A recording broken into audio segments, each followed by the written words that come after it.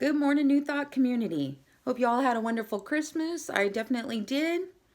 I would like to thank Reverend Mirtha for giving me this opportunity to do the reading and treatment today as your practitioner. My name is Stacey Hurd, and my reading comes from a gentleman by the name of Mark Noon, who's an opinion columnist. Okay.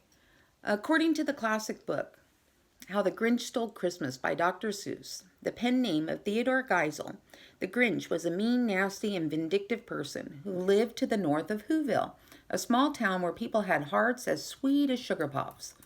The residents of Whoville were good as gold citizens who did not have one evil thought in their collective minds. Naturally, this irked our green and mean Grinch who sought ways to destroy the happiness of the people of Whoville. As the book explains, the Grinch hated Christmas, the whole Christmas season. Now, please don't ask why. No one quite knows the reason. It could be his head wasn't screwed on just right. It could be perhaps that his shoes were too tight.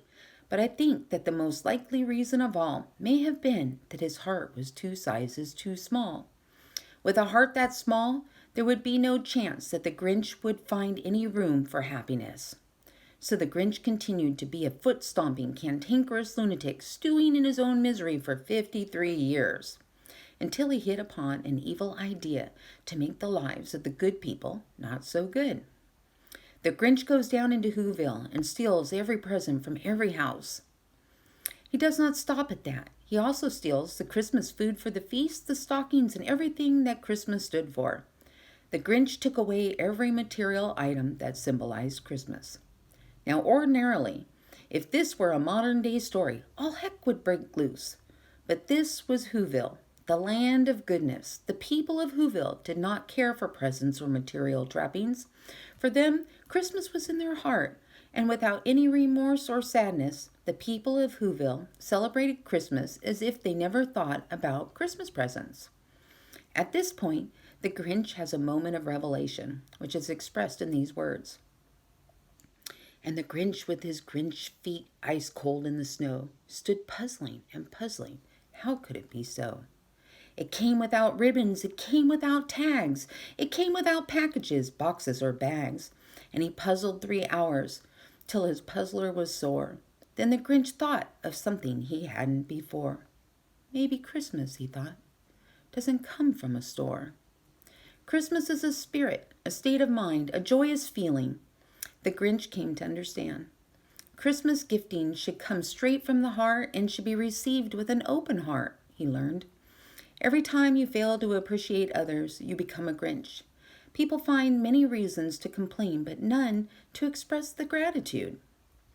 Ultimately, Christmas morning in Whoville provides a lesson for everyone.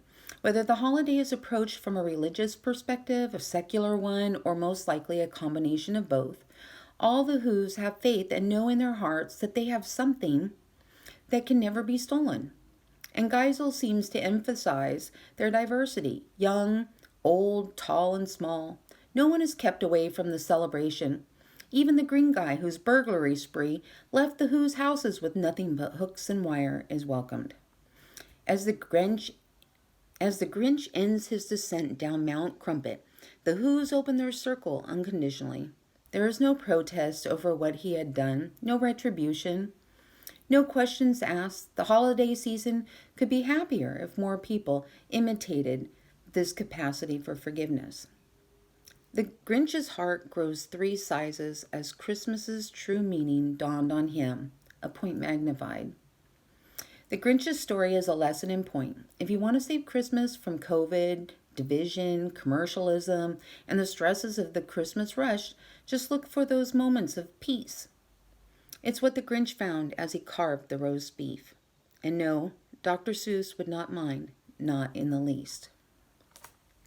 Okay, so now we're going to prepare ourselves for treatment.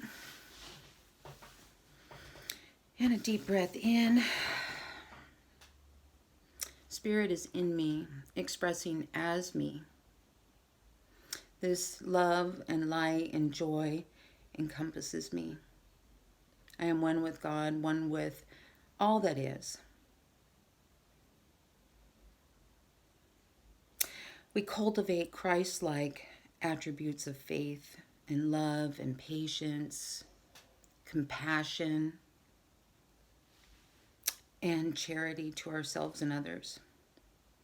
We are so grateful for our opportunities to connect with one another, grateful for technology and Zoom so that we can still share time with our loved ones.